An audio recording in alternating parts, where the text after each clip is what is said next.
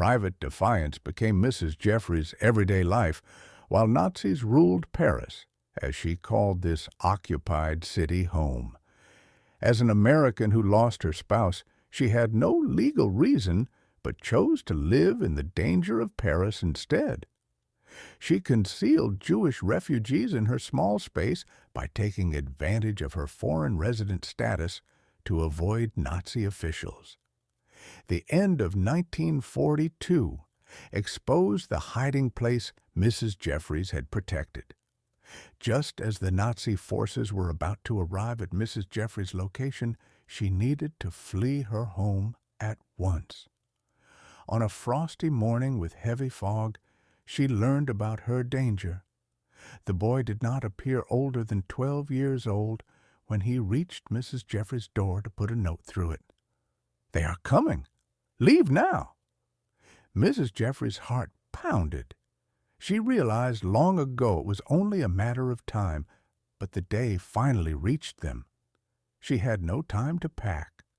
She picked up her bag containing cash, together with a forged document and an antique necklace showing a picture of her deceased spouse.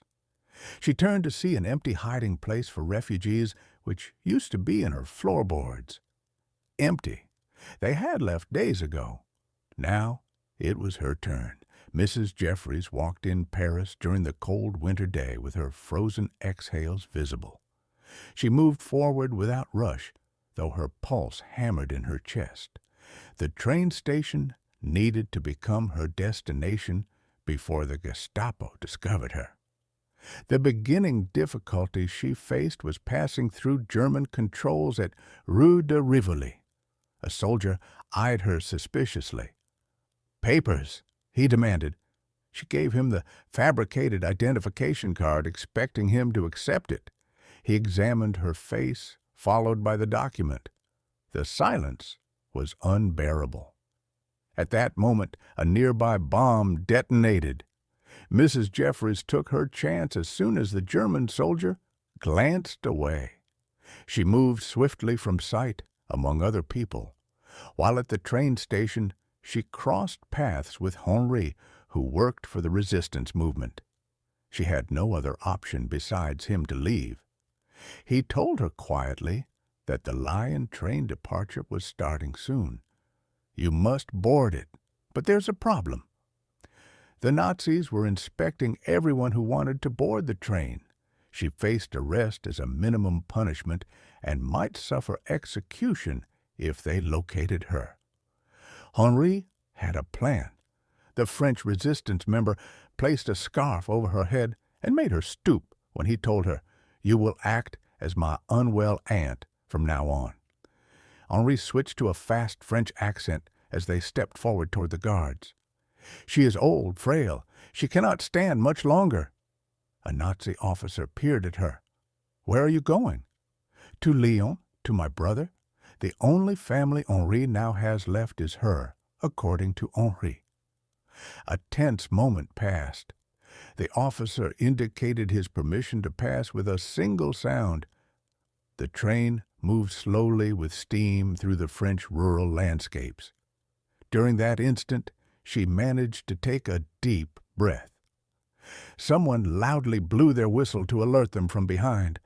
A Gestapo agent had boarded. He was searching each compartment. Henri acted fast. "Come with me." Perfectly timed, Henri directed her to the last car that stored supplies.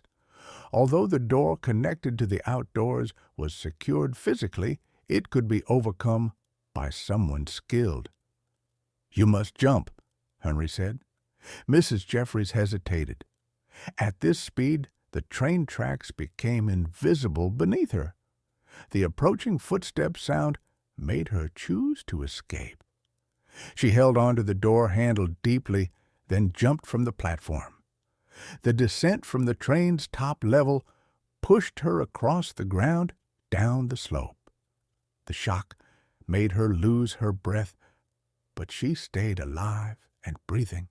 The train vanished into the distance with Henri and the threat going along. Shocked stillness claimed her as she fell to the ground and examined the open heavens above. After taking control of herself, she stood up and began moving onward. A farmhouse stood near in the horizon. She needed good fortune for a place to stay. With courage, she would survive. Her faith meant she would rejoin the free city of Paris in the future.